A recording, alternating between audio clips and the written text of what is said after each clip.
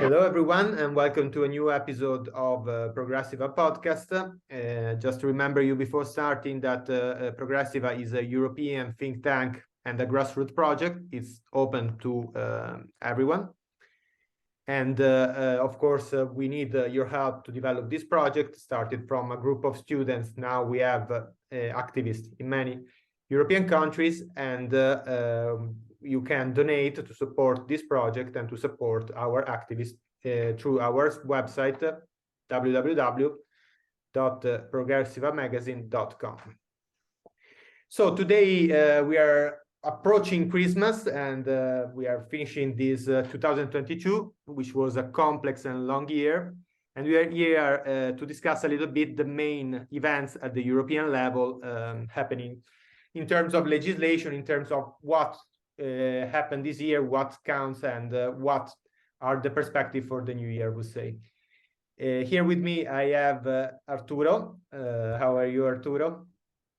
Hi, Paco. I'm fine. Thank you very much. And a new entry of our ProgressivA. She has been with us for a while, but lately has started a more active role also in the executive committee, Tania Sanna. How are you, Tania? I'm fine, thanks. Okay. Hello, everybody. Brilliant. So I would start immediately so that we don't waste time. Arturo, if you want to start with a perspective on a couple of events, and then we can discuss it all together. Of course, I can start. I mean, it's a difficult year to do an overview of what happened. I mean, it's clear to everybody what was the dominant topic. It was the war in Ukraine.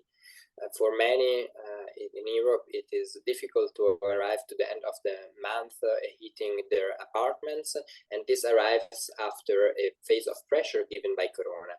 So for many in the European continent, this is was not an easy year, and it's not an easy sequence of year.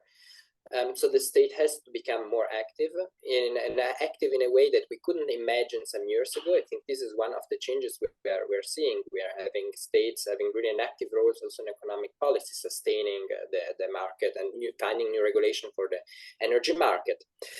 However, I would say let's focus a little bit on the side tracks of topic, because the war in Ukraine was on the news correctly, and it's correctly so in the last month, on every day in the last year. I think that we should use this possibility of speaking with each other to focus on some other topics, very important, have been decided in the European Union. Not planned for today, however, we're happy to announce and discuss the fact that on Saturday and Sunday, actually the trialogue, so the place where the three institutions, the Commission, the Parliament, and the Council, so where the national states sit, found an agreement about the Fit for 55 package, so about the program to make Europe green by 2015. And there are some parts that I would like to comment with you, Tania and Paco. For example, finally, there is the CO2 certificate market is being tightened, which means that there will be less free certificates. And it will be also expanded in 2027 to the traffic, so to cars, to emissions from transport, so transport and also to heating. Although there is a kind of regulation if the heat prices are too high anyway, like at the moment. And the thing that I think we should be particularly proud of is the institution of a climate social fund. It's not the biggest one. I think it's 85 millions, more or less, if I remember well, 86.7 billions. So it's not the biggest one, considering that just for Corona, it was about 700 billions, the fund of the European institution. But it's a start, isn't it? And I think it changes something about the way we think about climate change. Don't you agree? Yeah. Can you explain a little bit what this consists, on what the climate social fund, what is it? Well, the climate social fund is an idea of coming from the left of the parliament, and it was the concept, and this is why I think there is really a change in the mind setting. of understanding climate change as a challenge for society that we should act on, but that should not put pressure on the poorer part. We have seen also with the Gilets jaunes that there is a lot of frustration when it comes about increasing prices for life. So the social fund is the declaration of will from the European Commission to have a budget to increase prices for electricity and for energy consumption, for example, through the certificates of CO2. You know, the ACTS works like that, that you have to buy certificates to emit the CO2 you are emitting in industry or as provider of electricity. So the idea is the prices will increase because of that, because we are putting, in fact, through a free market instrument, a price on CO2. But on the other hand, and this is new, we are thinking about the social consequences it will have, and we are redistributing the wealth in our society so that we bring all along for the climate change. If you're asking Paco for some particular projects that are funded with this social fund, there we reach the limits of my information, but we have actually many topics to discuss. So we don't want to dig into too much. However, it was the agreement of the trialogue contains already some details, not all of them. So the implementation will be up to the Commission. There is a last actually detail that, however, I consider fundamental for the working of the Commission, for the way of work. Because a thing that we criticized of the European Union, Paco, you are an economist, right? So what is the problem that the European I try to be one. Yeah. So what is in your opinion the main problem that the European Union as a state has, or as an institution? The lack of redistributive policies at the European level, so of fiscal policies in a way, I believe, from the economic policies, exactly. So fiscal policies, which means the funding of the European Union is based on contribution from national states. However, for this social fund, it's explicitly said that a part of this social fund will be funded by a contribution of the member states, a part from the winnings given by the selling of the certificates, the release of the certificate, which means we are not speaking about a CO2 tax. We are not speaking properly of an European tax, however, a source of finance, which goes, in my opinion, in the direction of more fiscal instruments for the European Commission or for the European Union. So in that sense, I see also this part as positive, as we need really the capability of the European Union to redistribute the wealth and that a common market is concentrating upon certain geographic areas. Yeah, definitely. And actually, if you think, if you talk about social consequences, isn't it? And the idea of dealing with the fact that also certain regions, not only talking about nations only, but even regions, because there are regions in every state that actually are poorer, isn't it, than the central part of our countries. That is something that also need to take into account, that if a region is poorer, it's more difficult for them to respect certain environmental goal in this case.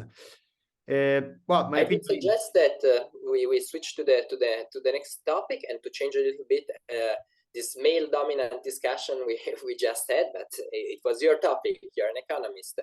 I know that Tania has, and we were speaking about, well, problems in our society, weaker persons in our society. Tania, I think you are a psychologist. Anyway, you are very into the different psychological topics also on the European level. So what happened this year? What should we be aware about this year's about the topic of mental health? It was, after all, the year of European youth, if I'm not wrong. And I remember in the parliament there were many speeches about mental health in the youth. Exactly. Also in the European Commission, in the European Parliament, also Stella Kyriadis talk about mental health, and she said that the key to succeed in ensuring that mental health it is addressed in a comprehensive way. It means at home, at school, at work, and in the healthcare system. So it's very important to support parents, families, and prevent mental issues. Maybe Tania, Stella Kyriakides, you're speaking of the commissioner, right? Sorry? You're speaking of the Greek commissioner, Stella Kyriakidis. Yes. Right, exactly. Just to specify who we are speaking, there are many names on the European level. So just yes. So this is from the Stella Kyriakidis speech at the European Parliament 2 months ago. And she talked about also the project that the European Parliament done, and on 24 November they presented the project that's called Culture for Health. Mm-hmm. This is a project very important because many research review clarifying the importance of the role of culture and of for well-being and health, taking stock of existing knowledge and evidence.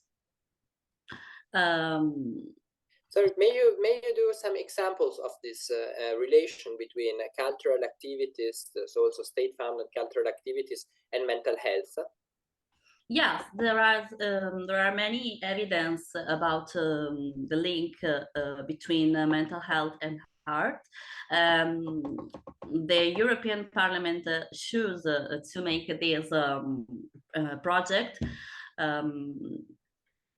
because there are.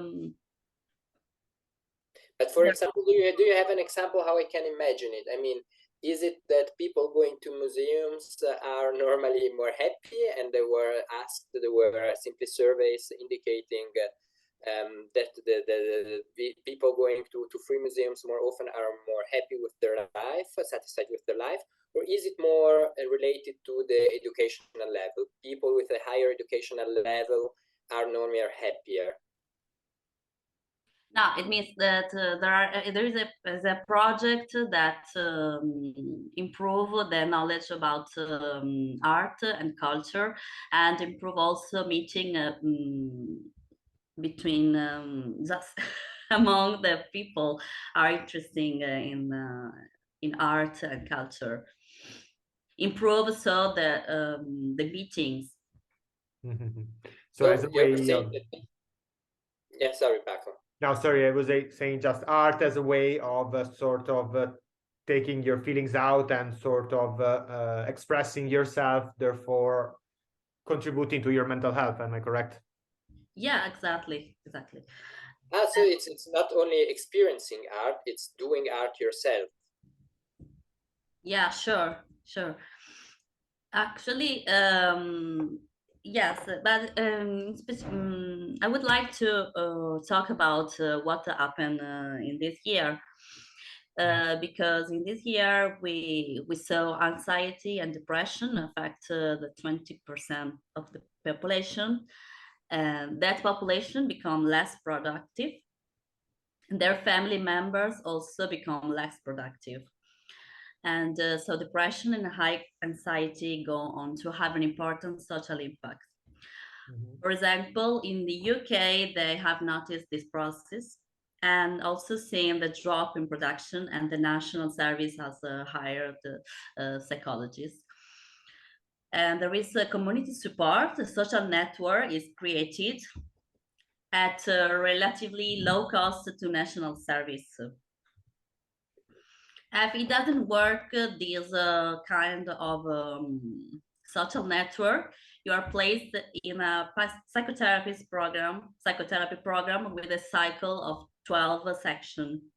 So Tania, if I'm understanding well, you're describing how the UK and the NHS, so the health system in the UK is dealing with that, introducing this system of psychological assistance in the population. Mm-hmm. Yeah, okay, perfect. Yeah, so it's the UK as a positive example we're looking at. Exactly, it's very great example. They have also social prescribing, social prescription. Sorry. Okay.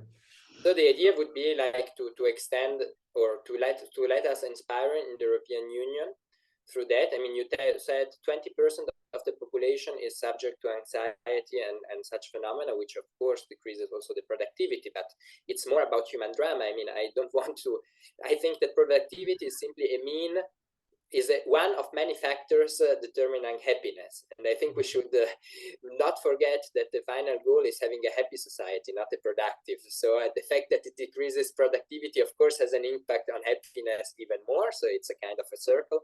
But the worrying thing is that we have 20% of the population that is suffering of that. And with the it was more, I was talking about more for, when I addressed to this speech to Italian politics, you should talk about productivity, because I think in Italy is not very important the well-being and the mental health.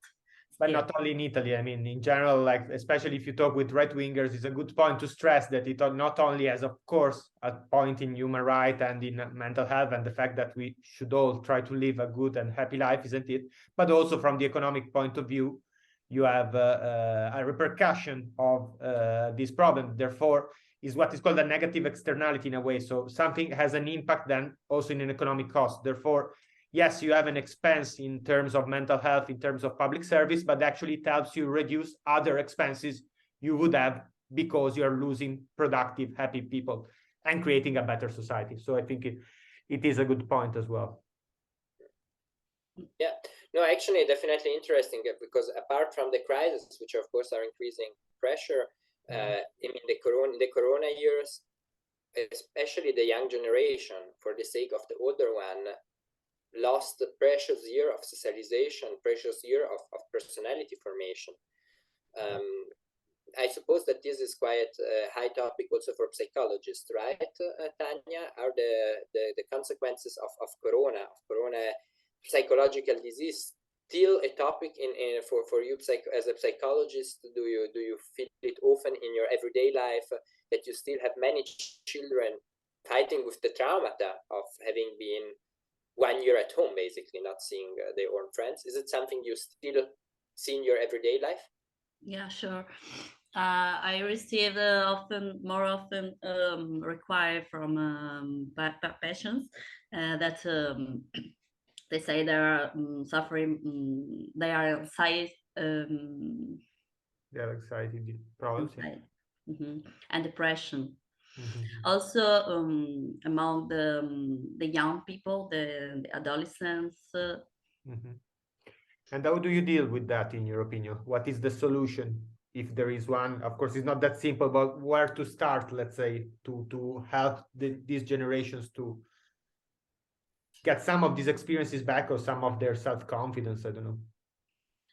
For sure, it's not me. It's not what I say, but it's from a very important book. It's called Mental Health Policy and Practice Across Europe, and there are many authors that write this book, and they say it's very important to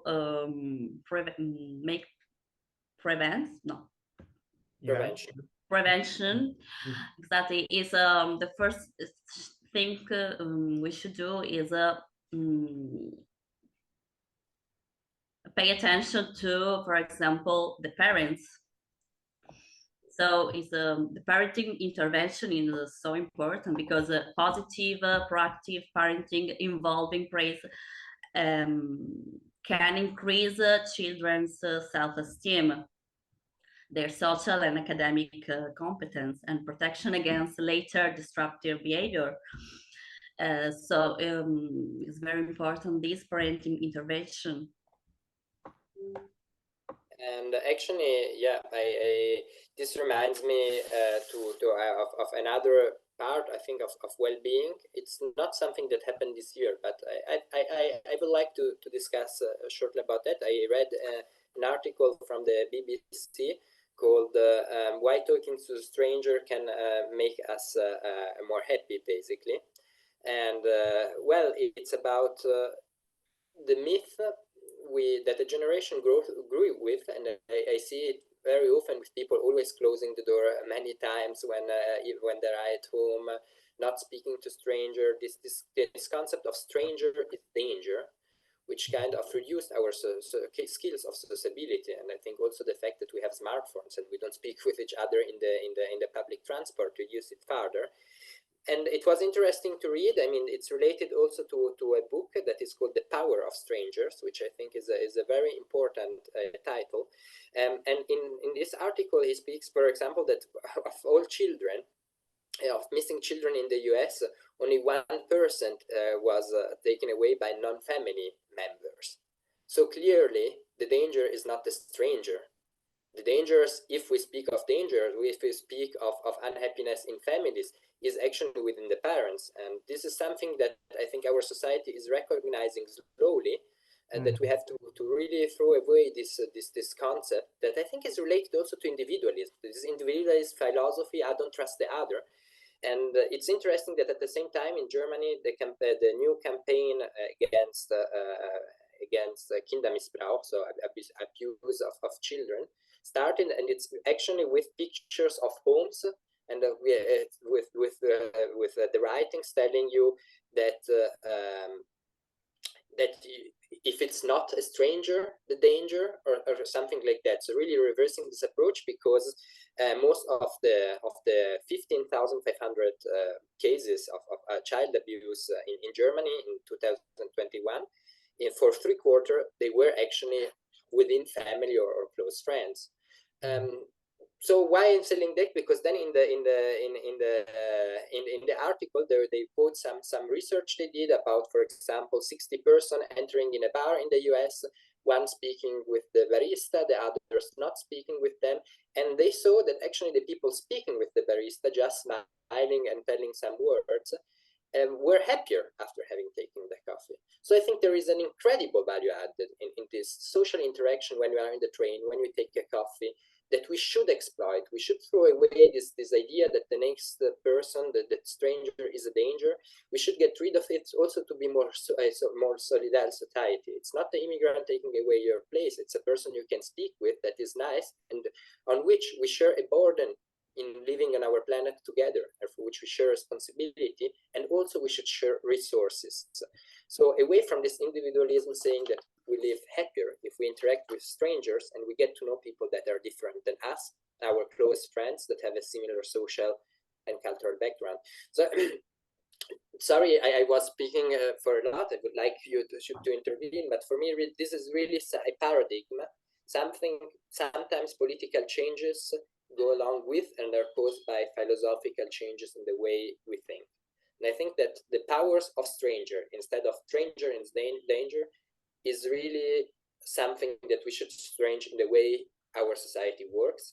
And I think politics is moving in the direction slowly, having again more state intervention, believing that community activity is a positive thing and to encourage. And Tania, what you were saying actually about this socialization and encouraging cultural activities also as a way to interact between people. This interaction, I think, is fundamental.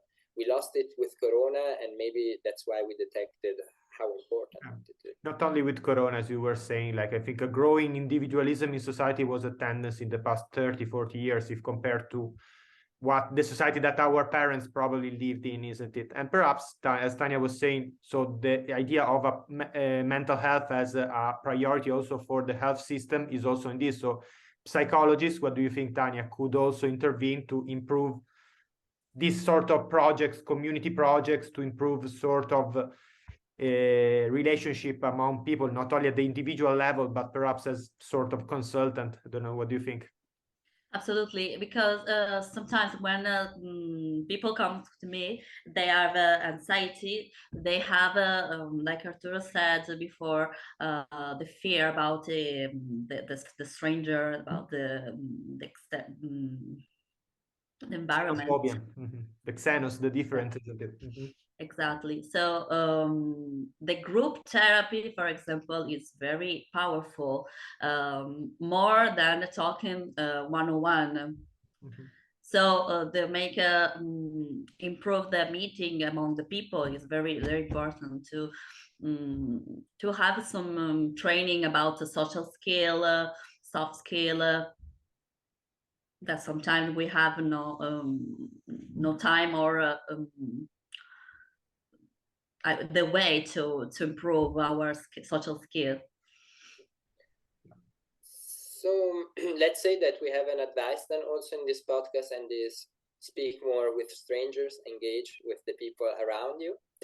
And I would propose to go on to a next topic, which is then from Paco, our trying to be economist, but actually also being an economist already. So a very important step was actually the agreement about the minimum wage for Europe. Exactly. So you provided some slides that you will describe very accurately, as many here will just hear us and not see the video. Really quickly, actually, just to give a couple of data to discuss and a couple of images. And yes, since we're talking about mental health, a good component of that is also having a minimum wage, in the sense of a decent wage, isn't it, that allow us to live without fear, without problem of scarcity. So that's, I think, is fundamental. So yes, starting with the fact that why we need a European minimum wage. First of all, let's present the problem. Well, because in 2018, the ILO and the European member states estimated that the minimum wage did not provide in many countries, so in 9 of the European countries, sufficient income to rise above the at risk of poverty threshold. So even in those countries where you still have a minimum wage, here the discussion is also what should be the threshold, and I think the European Union should have a role in regulating this, isn't it, in regulating the fact that the minimum wage needs to provide a decent standard of life. I mean, there I completely agree, because the sense of a minimum wage is guaranteeing a minimum standard of life. Exactly. Otherwise, yeah, of course, it can always be worse, but that's not the sense of it. Exactly. And in proportion, of course, for each member state, hopefully there will be a convergence in the next few years in terms of wage at the European level. But in the meantime, this needs to be taken into account, of course. The next thing, the other thing... Here, just because I think this is clear, could you describe a little bit how this differs from a uniform regulation, and what is the idea? Because many, when you speak of European minimum wage, think of a common 10 euro per hour, 12 euro per hour, but that's not, of course, the sense of the regulation. Could you maybe go further in that? Sure. Then I'll move to the next slide. Here you have a little bit idea. You get an idea of how the situation is at the moment.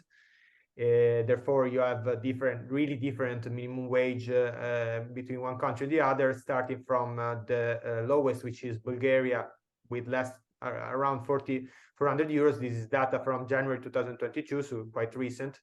And going toward Luxembourg, where you have 2,200 euros of minimum wage, so a giant difference between these countries. So the idea at the European level is that the implementation of the minimum wage is still left at the national level, and still left according to, in order to respect the sort of labor tradition and trade union tradition as well at the national level.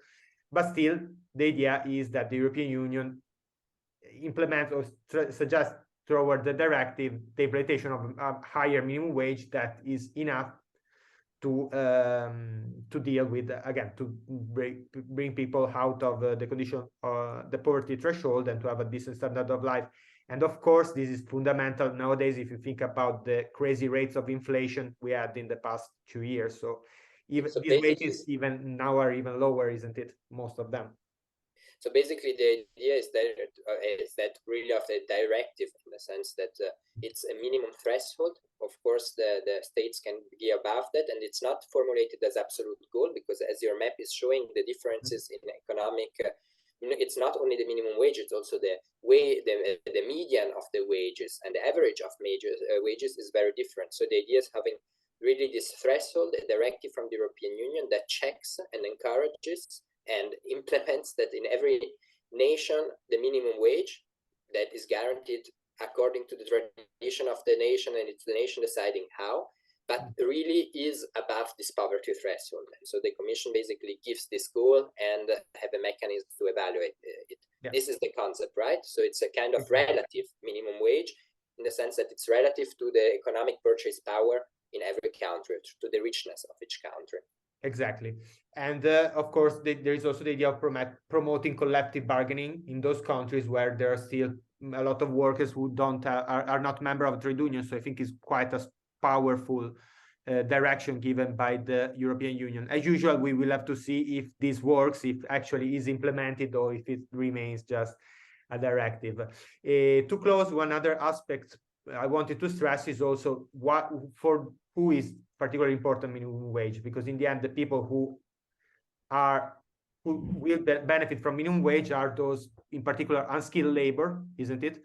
So people who don't have access to higher wages, so to works that bring our jobs that brings higher wages, but also from the point of view of gender equality, because of course, unfortunately, nowadays still women earn less than men in many countries, and because of course they spend a part of their time, unfortunately, yet in some countries, out of the job market during the maternity and all the rest. They are those people who would benefit from this kind of intervention very often. So I think that is essential.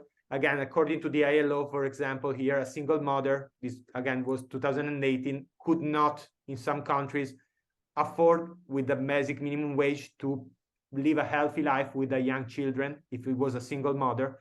So even in terms of, I think gender equality is quite an important measure to adopt. Of course, because given the gender pay gap, every social measure, in a way, is always benefiting unproportionately more women. That's why being feminist is often being also left, because unfortunately we still have this difference that are structural in our society. Exactly. To close, the positive example here, Tania before quoted the UK, I think here is definitely Germany with the new government of Scholz and the new 12 per hour minimum wage they set this year in October, isn't it? And well, this just, I think it's a really strong, really powerful example to follow, and hopefully will lead other countries to do the same. Yeah, although I mean the minimum wage was introduced in the coalition between the SPD and the CDU 2013 to 2017, and there is then a commission deciding when to heighten it up according to inflation. So the increase to 12 euro was motivated in Germany with the fact that you said, okay, you should live decently also in the retirement. So that's how this 12 euro popped up. And they were in the coalition treaty, and so they were implemented. With the high inflation that there is now, actually this increase would have probably been decided by the commission, observing the increase accordingly to inflation. So in a way, the purpose of that agreement is lost with the inflation. Now we should increase it even more. But of course, as every social measure, it's a political. No political decision is forever. Every political decision has to be seen as in a certain time and has to be reviewed and changed in a certain time. And times are changing fastly. Our laws should also. Yeah. Maybe I would close with one further theme: the Digital Service Act, Digital Market Act. Well, let me use the powerful image that Margrethe Vestager, the Commission from Denmark for Digital Affairs, Vice President of the Commission, used. And it's that the Digital Market Act and Digital Service Act are well, now there is the firelight, what the firelight was for the first cars. So that we are really at a crossing, and we now have a policeman basically controlling, checking, an automated policeman checking that there are rules, and it's not the Wild West. That's the end of the Wild West. That is also a metaphorical image that has been used a lot. It puts basically rules for the internet, rules that regards, for example, in the Digital Market Act, it's about defining gatekeepers. So basically Google, Amazon, Facebook, Apple checking that they are not misusing their gatekeeper function, which means that it's still possible to be creative, make an own app, and get the app installed on your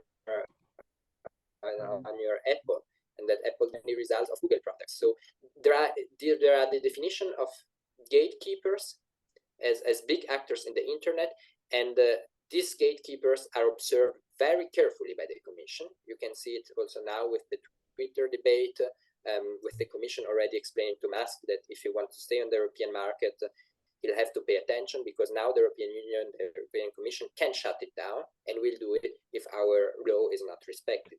And after all, he suspended a few journalists, isn't it? A few European journalists. That's when, exactly. That's why the Commission actually said, okay, if you want to really use it, to diminish free press, and also not to. There are also certain obligations now for gatekeeper, for example, limiting hate speech and misinformation. So also there, Twitter will have to comply, as Facebook will have to comply, as all the others, because as in the street, as as a professor, as a public actor, you are not allowed to spread misinformation.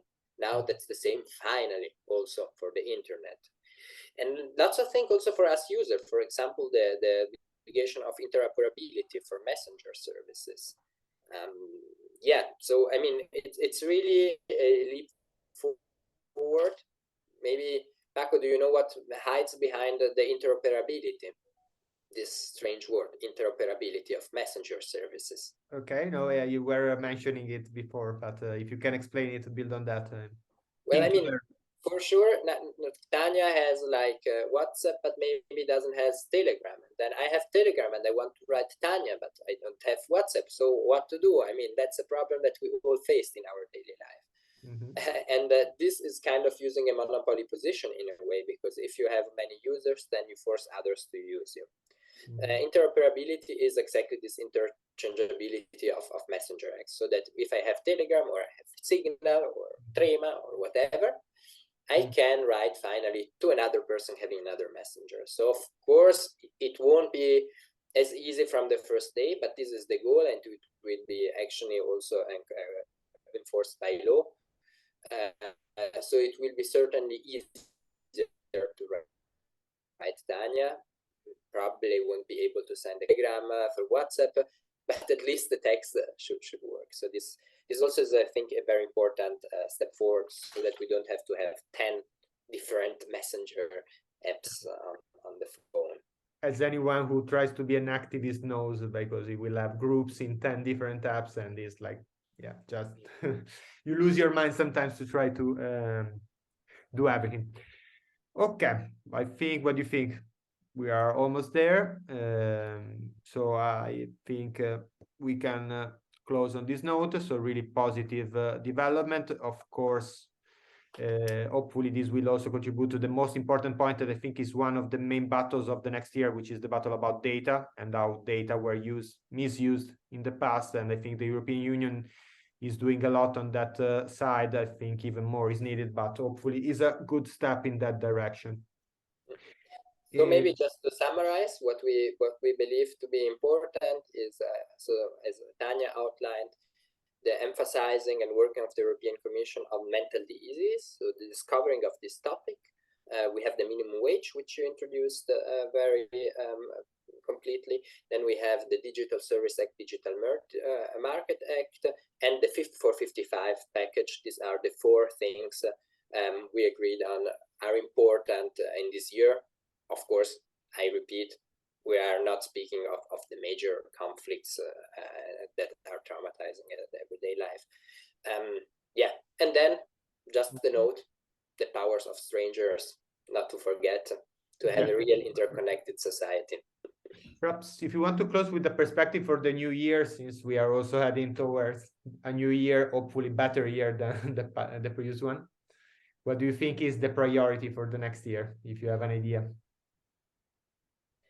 I mean, 2016, I heard that the Minister of Development, Müller, who is not a Minister of Development anymore because he was from the Conservative, but he did a good job, in my opinion, as a development minister, worked on regulating the chains of production so that we don't exploit so much children and other people in the West. But he mentioned